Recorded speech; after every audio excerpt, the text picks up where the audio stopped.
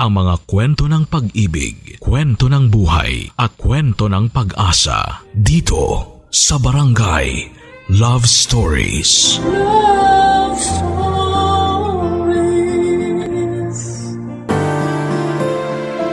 Sa mundong puno ng mapanghusga, hindi madaling ipakilala kung sino ka nga talaga. Ngunit sa kabila nito ay may mga tao pa rin na tanggap ka at sila ang magiging sandata mo sa bawat segundo ng iyong pakikibaka. Ikaw kabarangay, ano ang sinakripisyo mo para maging katanggap-tanggap ka sa paningin ng iba? Dear Papa Dudut, mapagpalang araw po sa iyo at sa lahat ng mga nakikinig ngayon dito sa Barangay Love Stories. May kaibigan kasi ako na nag-share ng kwentong napakinggan niya sa Facebook page ninyo na Barangay LS 97.1 na sobrang nakarelate ako. Kaya naman na-inspire din po ako na mag-share ng kwento sa inyo. Papa Dudut, bakla po ako. At yon ang nais kong ikwento sa inyo ngayon. Kung bakit, hindi lang ako basta isang bakla. Nero po ang pangalan ko, 39 years old na sa ngayon. Nagpasya po ako na hindi na lamang banggitin ang eksaktong lugar pero yung probinsya po namin ay nandito lamang sa Central Luzon. Elementary pa lamang ako nang maulila sa tatay ko, Papa Dudut. Si nanay naman ay hindi na nakapag-asawa pa. Nadisgrasya noon sa factory ang tatay ko na naging sanhi ng pagkawala niya kaya hindi na ako nasundan pa. Sa madaling salita ay nag-iisang anak lamang ako, Papa Dudut. Pero kahit na ganoon ay naging masaya naman kaming mag-ina. Masasabi ko kasing devoted siya sa akin, Papa Dudut. Kaso nga lang, may konting kirot pa rin sa puso ko kapag nakikita ko siya noong nagbebenta ng kakanin mula umaga hanggang gabi. Tapos pagdating ng gabi ay gagawa siya ulit ng pangtinda niya para sa susunod na araw. Hindi naman talaga pang drama-rama sa umaga, hapon o gabi ang kwento ng buhay ko. Dahil pinilit ng nanay ko na maging masaya ang pananaw namin sa buhay. At bukod pa roon ay siya mismo ang nagsasabi sa akin na bakla ako. Hinding-hindi ko makakalimutan ang sabihin niya sa akin yon.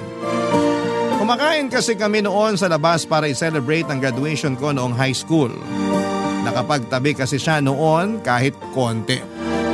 Kahit maliit lang ang kinikita niya ay nagawa pa niyang paghandaan yon.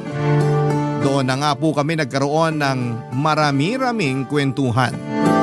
Sa pag-uusap namin yon ng nanay ko ay sinabi niya na tanggap niya ako kahit na ano pa ako.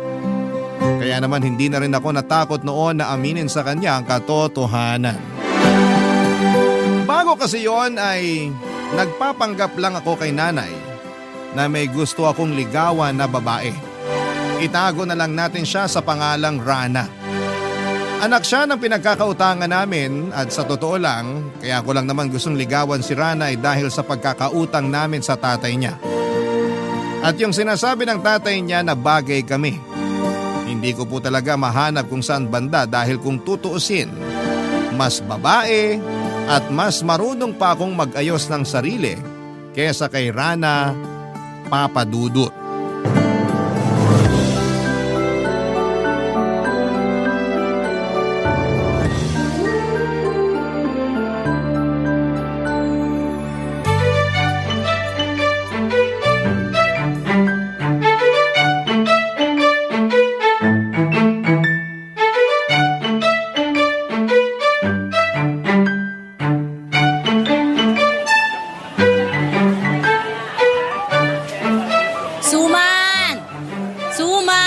Kagagawa lang. Bili na kayo.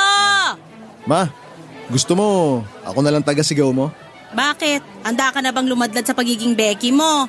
Sino naman may sabi na magboboses bakla ako? Ikaw talaga. Kapag ako lang ang kasama mo, di mo kailangan magpanggap. Pinapahirapan mo pa sarili mo sa pagtitigas-tigasan eh. Sa bahay, ako po si Bria, ma. Pero pagdating dito sa labas, ako si Nero. Kakabagan ako sa yung bata ka. Yung boses mo, parang galing pa sa ilalim ng lupa. Bata? Correction po, ma. Dalaga na ako. May monthly period na nga ako eh. Heh, pagtigil ka nga. Sumasakit na tiyan ko sa kakatawa sa'yo. Mabuti pa, magtinda ka na lang. Sige na nga. Buti na lang, wala pa akong racket ngayon. Alam mo, nak, hindi mo naman kailangang rumakit. Sapat nang may trabaho ka. Hindi pa naman tayo nagigipit ng sobra para maghanap ka pa ng kung ano-anong racket. Ma, maluho po ako, kaya kailangan ko yun. Paano na lang yung pampakinis ko ng muka? Ikaw kasi, ang dami-dami mong pinaglalagay dyan sa mukha mo. Siyempre, ma. Importante yun. Kung di ko yung ginagawa, wala nang magiging pagkakaiba tong mukha ko sa rough road papunta sa sitio natin. O siya, sige na. Alam ko naman na gusto mo lang maging maganda. Kaso natatakpan pa ng panlalaki mong pormahan. No choice, ma. Saka na lang po ako mag-out pag alam na rin ng mga kaibigan ko. Bukod po kasi sa inyo, sila ang dapat na unang makaalam. Tama ka naman dyan. Tsaka kaibigan mo naman yung mga yun. Sigurado ako na maiintindihan ka nila at susuportahan ka sa kung sino ka talaga. Ay, sana nga po, ma. Sana katulad mo sila para di na ako mahirapan magsabi. Sus, nararamdaman ko, nak. Matatanggap ka nila. Basta ba wag mo nang patagalin yan eh. Mas maganda kasi na masabi mo yung totoo ng mas maaga. Alam ko naman po yun. Medyo kinakabahan lang ako ng konti kasi alam nyo na, matagal ko nang alam sa sarili ko na bakla ako eh, pero nagpapanggap akong lalaki pagkasama ko sila. Ano na lang kaya iisipin naman ngayon? Lalo na si Sev. Alam ko iniisip mo na baka mandiri sila sa'yo. Kasi sa buong panahon na magkakasama kayo, posibleng pinagpapantasyahan mo na mga katawan nila, ganon ba? Parang ganon na nga, ma. Eh di ba't bakla rin naman yung isa niyong kaibigan, si Paul? O natanggap naman siya ni Sev, di ba? Ikaw pa kaya? Ewan ko po ba, ma? Hindi ko talaga maiwasang mag-overthink eh. Hay nako, sa isip mo lang naman yan. Ay, teka, di ba may pupuntahan kang party? Birthday nung si... Ano na nga bang pangalan ng kapatid ni Sev? Kira po. Ay oo, yun nga. Naku, napakagandang bata nun. Sigurado ko maraming manliligaw yun. Mukhang marami nga, ma. Kung straight nga lang akong lalaki, baka niligawan ko na yun. Kaya ayun, binabakura na ni Sev. Protective na kuya. Eh kahit naman ako, kung ako nanay ni Kira, kahit sa langaw, di ko siya padadapuan. Ganun. Porke tunay na babae. Sige ma, magpalit ka na ng anak. Ay sus, nagtampo naman agad. Huwag ka nga dyan. Alam mo naman na ikaw lang ang nag-iisang dalaga ko. Talaga? Oo nga. Kung mahal kita nung di ka pa umaamin, mas lalo kitang minahal nung inamin mo sa akin na bakla ka, nak. Kahit ano pa maging gender mo, pwedeng magbago ang itsura mo, pananamit at pananalita, pero kahit kailan, hindi magbabago na anak kita. Papadudot kahit nakahinga ng maluwag at masaya na rin akong malaman ng nanay ko na bakla ako. Pakiramdam ko ay meron pa ring kulang. Hindi ko pa kasi nasasabi sa mga kaibigan ko ang tungkol doon. 3 kami sa barkadahan, 4 kung isasama sa bilang yung kapatid ni Sev na si Kira. Napalapit na rin kasi siya sa akin, papadudot. Kaedad ko si Sev at dahil pareho kami noon na masipag mag-aral, consistent honor student kami mula elementary sa isang public school. Si Sev yung tipo ng tao na totoong maginoo at magalang. Si Paul naman yung ampon namin ni Sev. Mas bata siya sa amin pero dahil matalino talaga, accelerated siya noon. Lagi siyang napagdidiskitahan ng mga bully.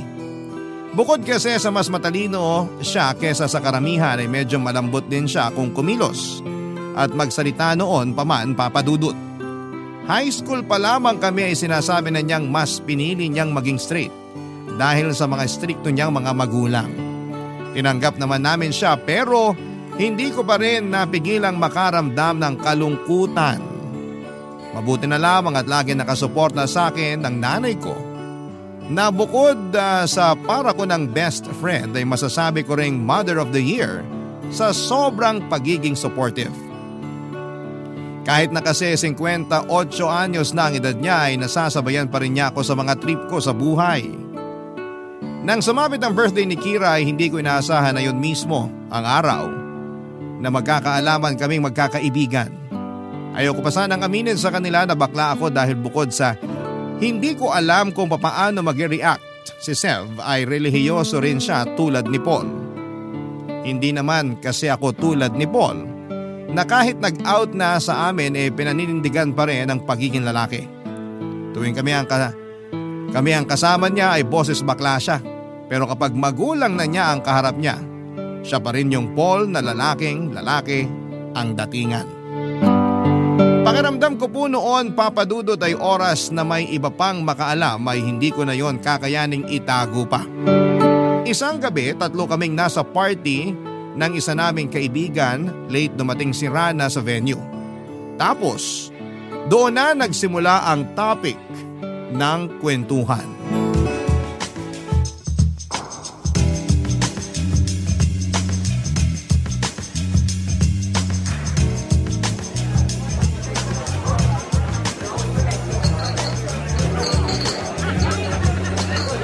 Uy, Nero.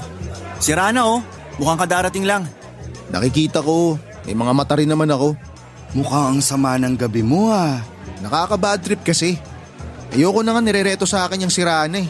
Labo mo Samantalang dati, kating-kati ka na ligawan yun. Anyari? Sa tingin nyo, mukha ba talaga magugustuhan ko yun? Oh, ba't parang tumaas na yata standards mo sa babae? Oo nga. Galit pa rin ba sa'yo yun? Mukhang di naman siya galit sa akin. Ginitian niya ako nung nag-abot ako ng hulog namin sa utang eh. Tsaka pagkakaalam ko, may boyfriend ng afam yan. Dadalhin na nga raw siya sa Switzerland eh. Teka nga, tama ba narinig ko? Afam? Oo, afam. Bakit? Bakla ka ba? Huh? Sa mga bakla ko kasi madalas naririnig yung afam-afam na yan. Pero seryoso kung pinatulan mo lang sana si Rana, wala na sana kayong utang sa tatay nun. Ikaw naman kasi, masyado kang pihikan. Ano ba talaga gusto mo sa babae? Pareho kayo ng gusto. Pinagsasasabi mo dyan, Paul. Joke lang. Pero ang gwapo naman kasi ni Nero para kay Rana. Wala naman yan sa itsura ng tao, kung gwapo man o maganda. Sus, nagsalita. Para namang walang nasabi sa akin si Kira. May nireject ka raw sa school dati. Gwapo naman yun. Paanong gwapo? Gwapo na tomboy o lalaki? Sev, okay ka lang ba? Parang kinamot na puwet mukha mo Pulang-pula Alam mo, buwisit ka talaga Si Nero yung pinag-uusapan natin, di ba? Pwede rin naman na ikaw muna yung pag-usapan, tapos ako. Alam nyo, ang papangit nyo kabanding. Mas pangit ka banding yung baklang nagpapanggap na straight. Kesa naman sa mga baklang di makapag-out. Eto na nga. Sinasabi ko na nga ba Sabay pa talaga kayo Huwag na kayong mahiya. Ayaw nyo yun. Same-same lang naman pala tayong tatlo. Sabi nga, birds of the same fabulous feather flock together. Pero, dito pwede malaman ng tatay ko. Mauna na ako. Baklang yun? Iniwan talaga tayo? Ay, hayaan mo na. Hindi naman natin siya pwedeng pilitin na magpakabakla eh. Tsaka alam natin pareho na malilintikan siya ng sobra sa parents niya pag nagkataon. Paano pa kaya yung sakin? Religious yung pamilya namin. Kaya di rin ako pwedeng mag-out sa kanila. Buti ka pa nga, di mo kailangang magpanggap sa harap ng nanay mo. For sure, tanggap na tanggap ka ni Tita Nerissa. Correct! Tapos, ngayong alam nyo na rin, malayang-malaya na ako magpakabakla! Buiset, di talaga ako sanay na ganyang kakalambot. Parang kanina lang, lalaking-lalaki ka pa. Tapos ngayon, pak! Magdalena! Yak! Magdalena? Apakaluma ng reference Ano palang itatawag ko sa'yo? Well, gusto ko pa rin naman yung Nero. Pero pag gusto ko magpaka-girl, you can call me Bria. As in, B-R-I-A, Bria. Baklang to? Kilig na kilig sa pangalan? Hindi naman, no? Sobrang saya ko lang. Pero, Mas masaya sana kung tayong tatlo yung mag-out. No? Oh, ba't bigla ka naman naubod dyan? Wala. Nangati lang lalamunan ko.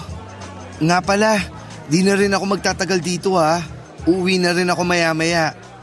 Ay, sabay na tayo. Pagkatapos ng pag-uusap namin ni Paul ay magdamag naman kaming nag-usap ni Sev sa phone call. Sinubukan kong pagaanin ang loob niya dahil alam kong hindi rin madali para sa kanya na aminin yung totoong katauhan niya. Pero sa kaloob-looban ko ay gano'n na lamang pinadali ng tadhana ang buhay ko. Si Sev na tagapagmana ng brusko niyang tatay ng kanilang barbershop ay bakla din pala. Akala ko pa naman noon ay pandidirihan niya ako oras na malaman niyang nagpapanggap lamang ako na tigasin at lalaking-lalaki kong kumilos. Pero sa huli ay mas lalo ko pang naintindihan kung bakit naging magkaibigan kami. Dahil yon, sa pagkakaintindihan namin kahit na hindi pa namin alam ang sekreto ng isa't isa. Kinalaunan ay nakatapos si Seth ng business management sa isang state university at haircutting naman sa TESDA. Si Paul naman ay naging civil engineer at ako naman ay nakapagtapos ng HRM. At mula sa pagiging crew sa isang restaurant ay naging branch manager. Nakoniporme kami kaya hindi ko naman naisip na pumorma. Pero paminsan-minsan ay naiinggit ako sa gayak noong mga babaeng taga-ad agency na kumakain sa branch namin. Minsan, naiisip ko na baka doon ako dapat mainggit sa mga baklang taga-ahensya dahil magara silang pumorma. Pero hindi. Sa mga babae talaga ako napapatingin noon. Magagaling kasi silang magdala ng damit at magaganda rin ang kanilang mga tindigan. Naisip ko tuloy noon na baka straight talaga ako. Pero para akong nasusuka tuwing naiisip ko na makikipagrelasyon ako sa isang tunay na babae ng mga panahong yon. Papa Dudut. Barangay Love Stories. Barangay Love Stories. Papa Dudut, sa halip na isipin ko yung tungkol sa gender identity namin, ay nag-focus na lamang ako sa pag-aalaga sa nanay ko, sa trabaho at sa mga kaibigan ko.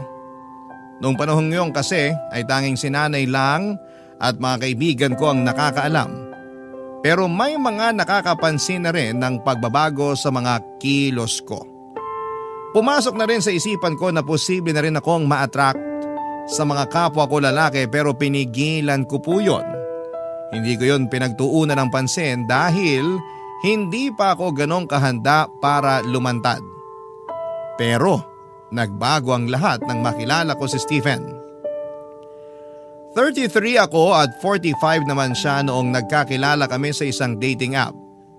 Madalas na kasi akong tumatambay sa dating app na yon mula noong umamin ako sa nanay ko, Papa Dudut. Dati ay sundalo si Stephen na nagretiro at nanirahan na dito sa Pilipinas. Itinakwil siya ng pamilya niya dahil kahit sa isa siyang matapang na sundalo at nanilbihan sa loob ng 2 dekada, ay hindi natanggap na mga ito nang umamin siya sa tunay na sexuality niya. Noong lumayo nga siya sa pamilya niya, dito na siya naisipang magstay sa Pilipinas dahil gusto raw niya yung klima rito.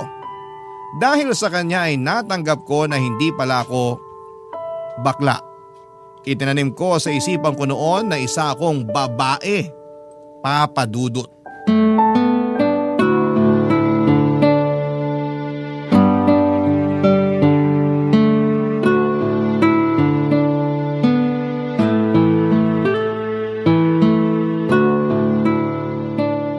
Kumain ka ng marami. Parang nangangayayat ka na. Ma, ayoko pong tumaba. Sus, di ka naman tataba agad sa 1 cup rice na kakainin mo ngayon? Ma, di nga po ako tataba sa 1 cup of rice na sinasabi nyo.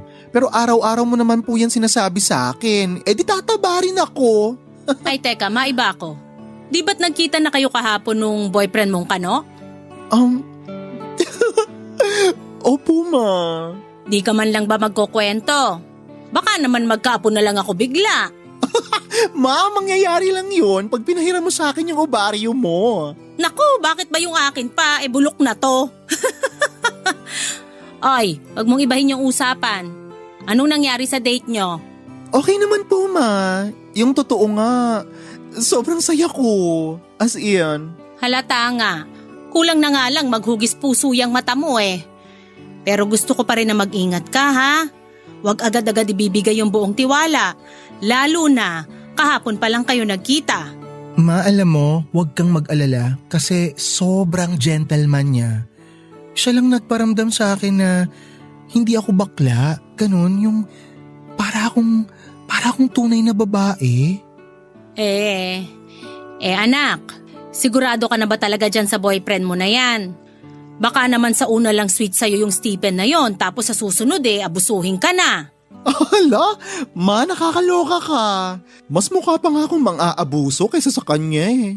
Ilang taon na nga uli siya? 45. May anak na ba yon? Wala po, solo lang po siya sa buhay. Nakwento mo nga. Bakit naman kasi ganun yung pamilya niya? Porke nag-out na siya takwil agad? Ganun po talaga, ma. Di po lahat itanggap yung mga katulad ko. Kaya nga po ang swerte-swerte ko kasi ikaw ang naging nanay ko. Ay sus, napakadrama naman talaga ng dalaga ko. Hay nako, naman eh. Arte mo, nak. O siya, kwento ka pa. Pagkatapos nyo mag-shopping, saan ka dinala ni Stephen? Kumain kami. Kumain lang pero halos papunit na yung labi mo kakangiti. Yung totoo, saan pa kayo pumunta? Pagkatapos kumain, hinatid niya na ako. Yun lang? Wala na kayong ibang ginawa? Nakakahalata na ako sa iyo, ma. Gusto ko lang malaman. Tsaka kung may iba pa man kayong gawin, wala naman ako magagawa dun Yung sa akin lang, di pa kayo ganun katagal kaya matuto ka sana maglagay ng limitasyon sa mga bagay-bagay. Ma, gets kita, promise. Pero huwag kayong mag-alala kasi wala pa namang nagaganap na ayaan sa motel. At sinabi mo ba talagang bata ka? Kunwari ka pa, ma. Yun din naman ang tinutumbok mo Oo na, sige na, yun na nga. Promise, ma. Wala po talaga. Pero ano? nag-kiss kami. Papadudot halos mamula ang buong braso ko sa kakakurot ni mama sa kalandian kong yon.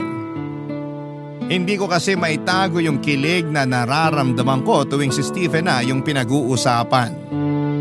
Noong nagkita kasi kami ay nag-ikot kami sa mall at magkahawa kamay pang pumasok sa isang butik ng mga pambabaeng damit.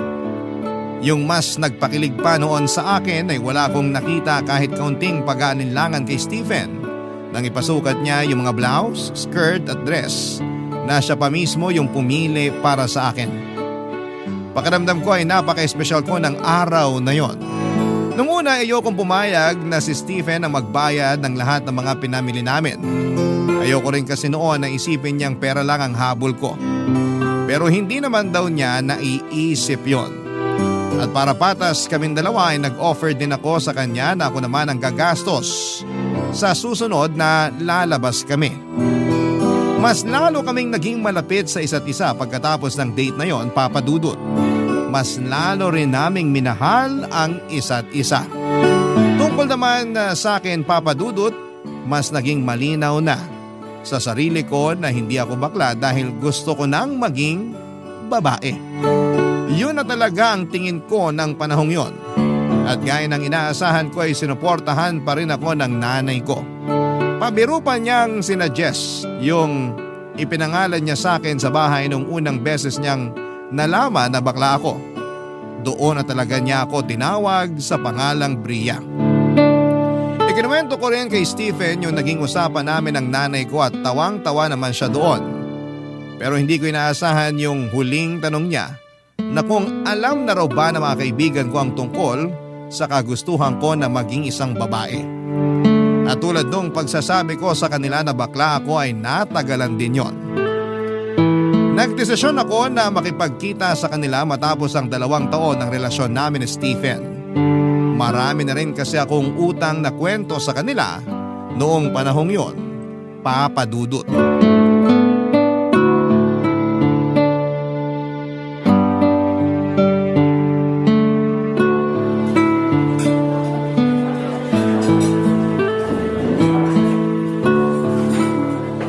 Hoy mga bakla, kumusta? Tagal natin di nagkita. Oo nga. Ikaw ha, ang laki na ng pinagbago mo. Mukha ka ng babae. Hay, anong mukhang babae? Babae talaga ako, no? Effort na effort nga ako sa pagme-makeup ko, oh. Halata nga. Tsaka yung braso mo, ang ganda. Hindi namumutok yung muscles. Sus, ano ka ba? Dati nang ganyan mga braso ko, di nyo lang napapansin kasi lagi ako naka-jacket. Lagi bang naka-jacket?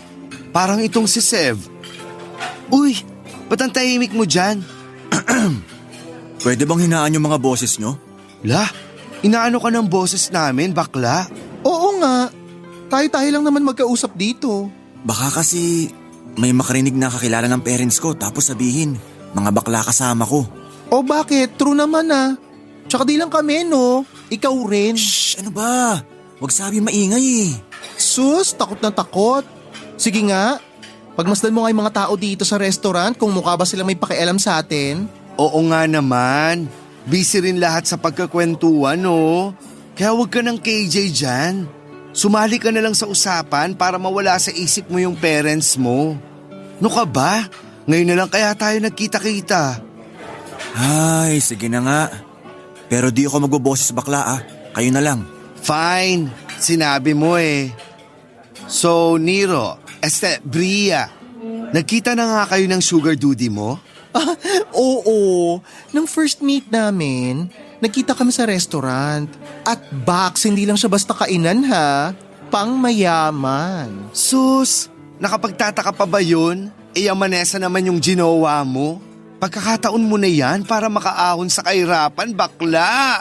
Sira, wala akong balak na perahan yun, no? Totoong gusto ko siya at mahal ko siya.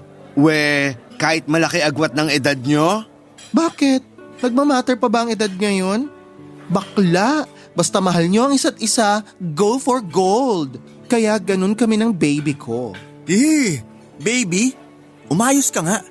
Tanda-tanda na nun tapos tatawagin mong baby. Alam mo kasi, Sev, lumabas ka na sa closet mo para hindi ka nagkakaganyan. Tinan mo oh, ang bitter-bitter mo. Di ako bitter no? Di ko lang talaga magets kung bakit sa matanda mo pa naisipan makipagjowa. Pwede naman sa kaedad mo lang. Dami kayang gwapo dyan sa tabi-tabi. Hay nako, kung gwapo lang ang hanap mo, marami talaga dyan sa paligid. Pero yung lalaki na magmamahal ng totoo sa katulad ko at kaya kong irespeto, nabibilang lang yun sa daliri. Bonus na lang na paldo-paldo siya, no? Ay, oo na. Di naman ako mananalo sa'yo sa usapang to. So, kumusta nga first meeting nyo? Yun na nga. Tinawag niya ako na baby girl. Tapos, napaka-gentleman niya. Kung itrato niya ako, feeling ko, babaeng-babae ako. Ay, napakaswerte ko talaga kay Stephen. Ano pang ginawa nyo? Kumain lang talaga? After namin kumain, dinala niya ako sa mall. Nag-shopping kami. Oh, kala ko ba? Hoy, alam ko yung iniisip mo. Hindi ako nagpabili sa kanya. Ayoko nga tanggapin yung mga binili niya para sa akin eh. Kasi ayokong isipin niya na pera lang ang habol ko. Pero sabi niya, pwede naman daw na minsan, ako naman yung gagastos para sa aming dalawa. Sa bagay, afford mo rin naman gumastos tuwing lalabas kayo. Branch manager ba naman eh? Para kay sira. Lah, nagpabebe. Porke out ka na. Lakas na ng loob mo magaganyan kahit nasa public place tayo ha. Bakit? Out ka na rin naman ah. Takot ka lang sa parents mo. Kayo ni Sev. Ay, wag na natin sila pag-usapan. Pero Bax, seryoso ha? Happy ako for you. As in, sobra. Buti ka pa nga kasi malaya mo nang mafe-feel at may papakita kung ano ka talaga. Samantalang ako, eto pa rin, nagtatago sa panlalaking polo shirt. Tapos tigas-tigasan pag nasa harap ng parents. Alam mo, kung gugustuhin mo lang talaga, kaya mo. Kayang-kaya mong ipaglaban yung kalayaan mo na maging totoo sa sarili mo. para mailabas mo yung totoong ikaw. Papa Dudut, nalungkot ako para kay Paul dahil kahit gaano pa niya kagusto na maipakita kung sino talaga siya ay hindi niya yon magawa dahil sa takot niya sa mga magulang niya. Lahat ng yon ay kabaliktaran naman ng nanay ko, Papa Dudut. Kaya naman lalo kong naramdaman kung gaano ako kaswerte na kahit isa na lamang yung magulang na kasama ko ay sobra-sobra pa yung support at pagmamahal na natatanggap ko mula sa kanya. Sa pag-uusap namin yon ay bigo pa rin ako na masabi sa kanila yung plano ko tungkol sa kagustuhan ko na maging isa ng ganap na babae. Nakakapagbihis babae naman ako, nakakapag-makeup at hindi na rin nahihiyang ipakita yung pagiging malambot ko sa pagkilos. Pero pakiramdam ko noon ay may kulang pa rin sa pagkatao ko. Pakiramdam ko ay may kailangan pa akong gawin. Batid ko naman ang panahong yon na hindi na nakakagulat na may mga bakla na gustong maging transgender. At proud din sila na ipakita sa buong mundo yung malalaking pagbabago sa kanila. Kaya na-inspire din ako, Papa Dudut. Batid ko na marami ang tutol sa ganito at hindi pa rin kami lubusang tinatanggap ng iba. Pero sa ganong paraan kasi mas nararamdaman ko na babae talaga ako at hindi lang isang bakla. Doon ako mas nagiging masaya. Hindi ko naman nakalain na susuportahan din ni Stephen ang kagustuhan ko na maging transgender. Akala ko kasi hindi niya yon magugustuhan pero sa ginawa kong pagpapakatotoo sa kanya ay mas lalo pa niya akong minahal. Barangay Love Stories. Barangay Love Stories. Papadudot na nga ako sa akin noon si Stephen na siya magpapagawa ng dibdib ko. Natuwa naman ako at hindi na yon tinanggihan pa. Pero nang maalala ko ulit yung mga kaibigan ko na sina Paul at Sev na wala pang alam sa plano kong yon ay nagkaroon na naman ako ng alinlangan na sabihin agad sa kanila yon. Ang kaso mas mahirap naman kung magugulat na lamang sila sa makikita nila. Sakaling makipagkita ulit ako sa kanilang dalawa. Siguro iniisip ng iba kung bakit gano'n na lamang kahalaga para sa akin yung magiging opinyon ng mga kaibigan ko. Pero gusto kong gawin yon. Gusto kong ipaalam sa kanila yung magiging pagbabago ko dahil isa sila sa mga pinanghuhugutan ko ng lakas ng loob. Para ko na kasi silang mga kapatid. Papadudot nag-decide ako na makipagkitang muli sa kanila para makipag-usap. Pero sa pagkakataong yon ay hindi na kami kumain pa sa labas. Nagpahanda na lamang ako kay mama ng pagkain para doon na lamang kami sa bahay mag-usap-usap. Wala namang problema yon sa nanay ko dahil matagal na rin niyang kilala sina Paul at si Sev at parang anak na rin ang turing niya sa kanila. Excited ako na sabihin sa kanila na magkakadibdib na ako, Papa Dudut.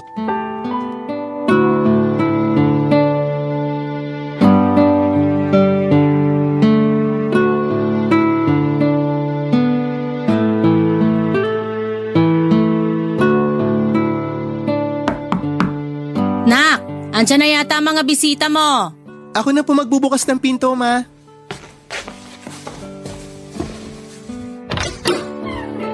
Uy, mga bakla! Pasok kayo! I miss Pasok you. na lang tayo, Sev. Aba, nandito pala si Mother Earth. Pabeso naman po. Sus! Napaka-sweet talaga ng mga ampon ko. O siya, lapit na rito nang makapagbeso-beso.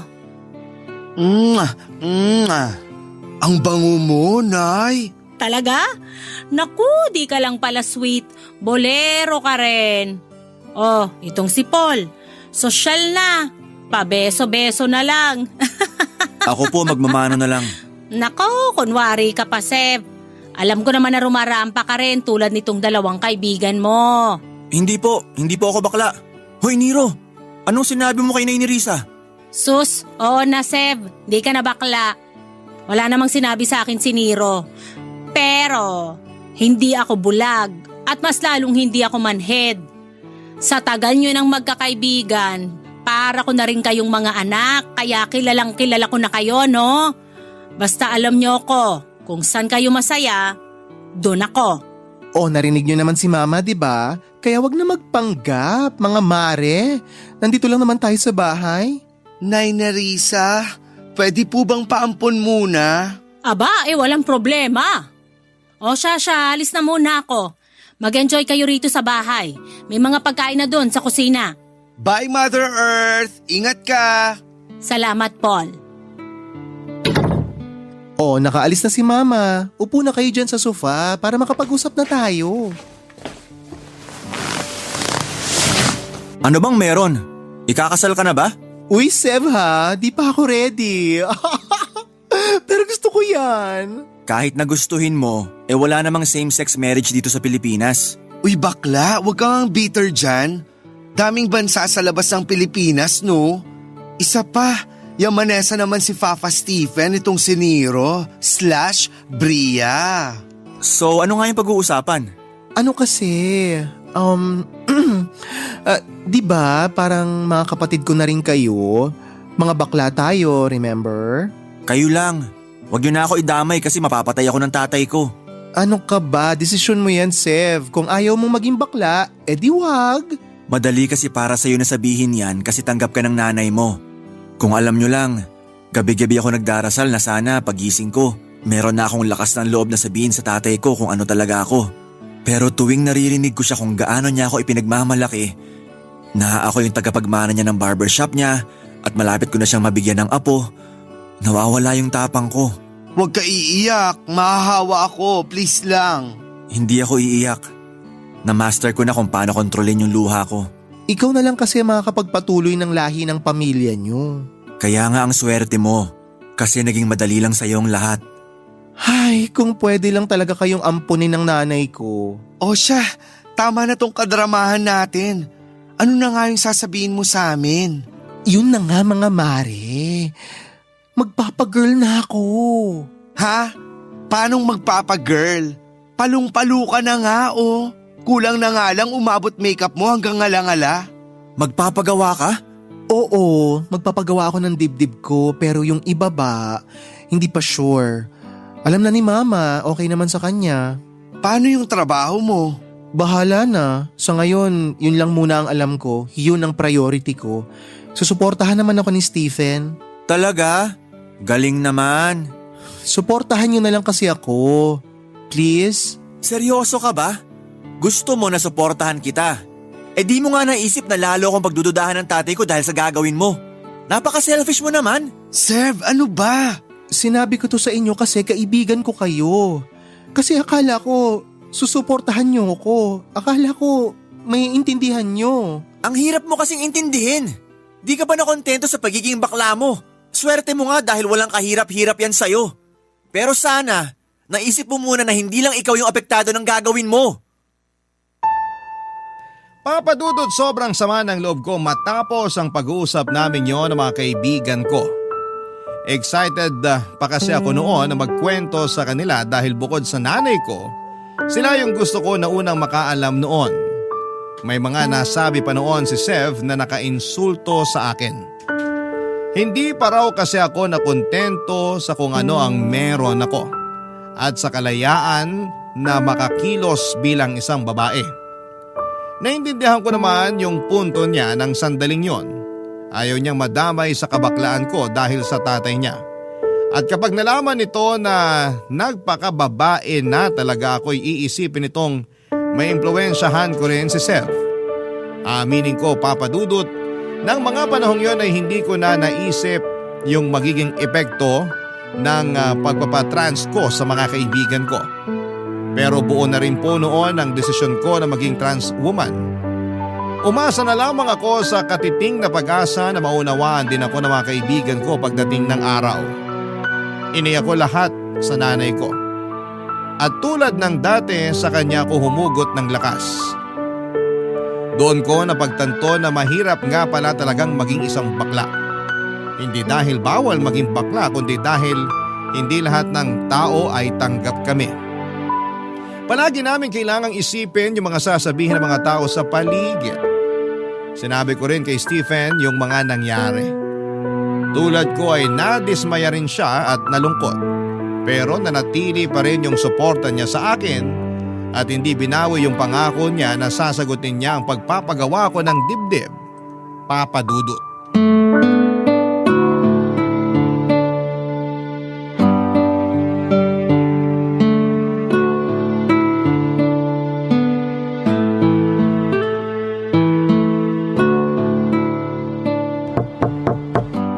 Nak, Po, pwede ba akong pumasok?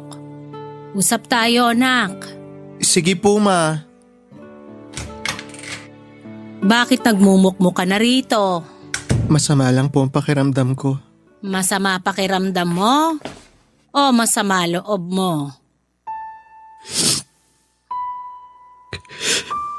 Hindi na po ako kinakausap ni Paul at Sev. Nung huling usap naman namin, okay pa si Paul sa akin eh. Pero ngayon, hindi na rin niya ako sinasagot. Ay. O teka, upo muna ako dito sa kama mo. Pag-usapan natin yan, nak. Nasaktan lang po kasi ako sa sinabi sa akin ni Sev na hindi raw po ako makontento. Ganun na siya magsalita sa akin mula nung sabihin ko na may boyfriend na ako eh. Parang hindi siya masaya para sa akin. Nung sinabi ko na ipapakilala ko sa kanila si Stephen, sabi niya dapat daw sa malayo. Ha? Bakit naman sa malayo?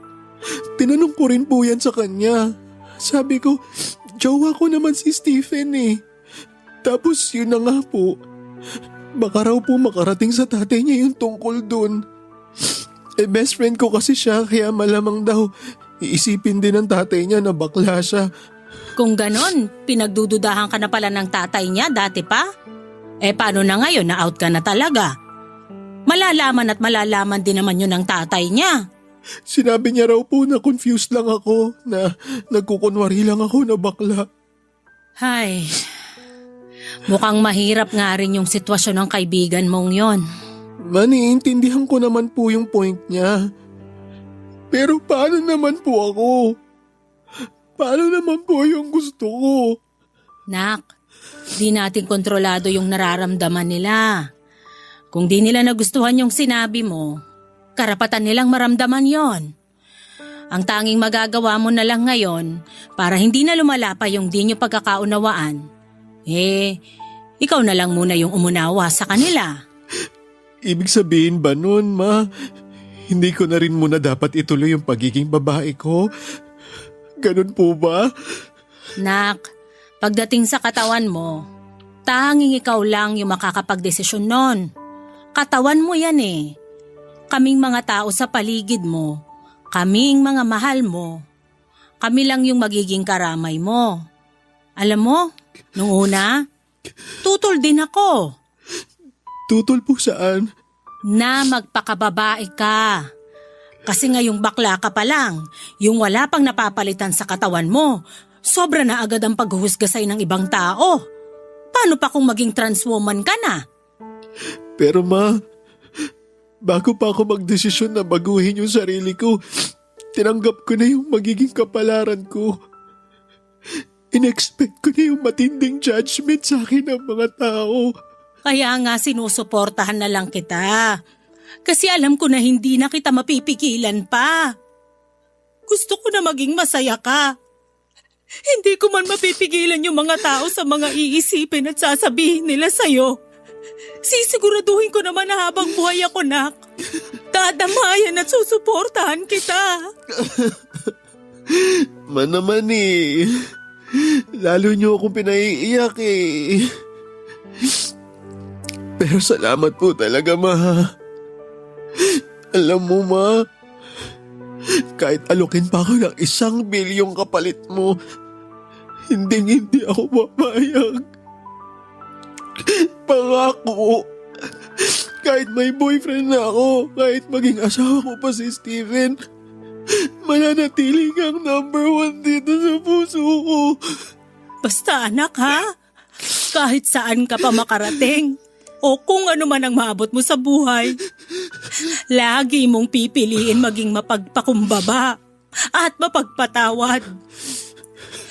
Naniniwala ako, darating din yung araw na mauunawaan ka ng mga kaibigan mo.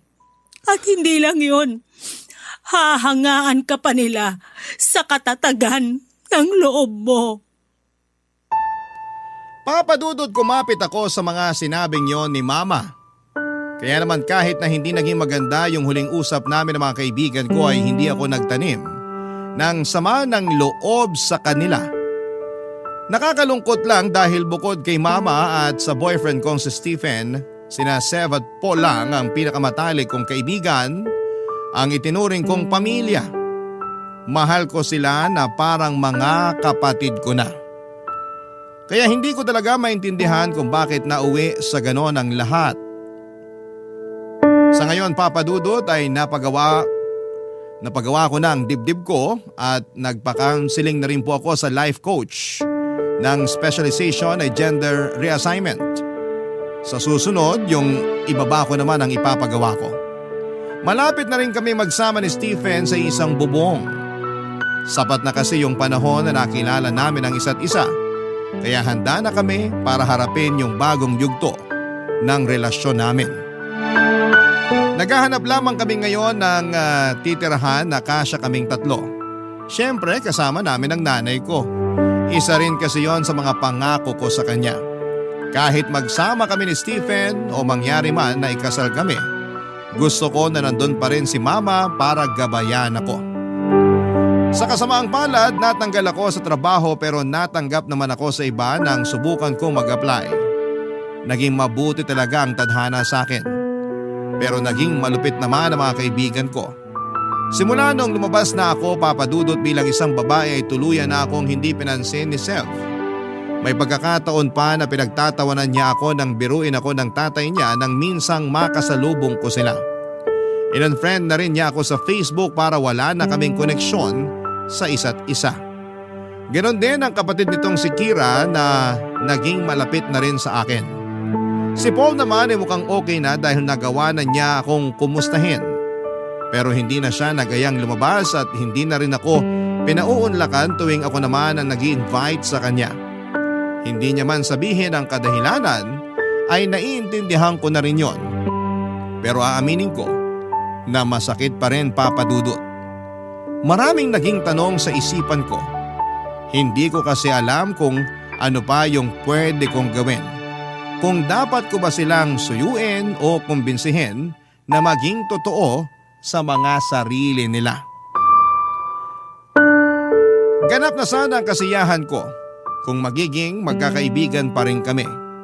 Kaya hanggang ngayon, Papa Dudut, ay umaasa pa rin ako na babalik pa kami sa dati. Hanggang dito na lamang po ang kwento ko at maraming salamat sa pagkakataong ibinigay ng Barangay Love Stories na may bahagi ko rito ang kwento ko. Salamat din sa iyo, Papa Dudut, sa pagkukwento nito at patuloy pa rin akong susuporta sa inyong programa at sana po ay mas marami pa kayong kwento na maibahagi sa amin.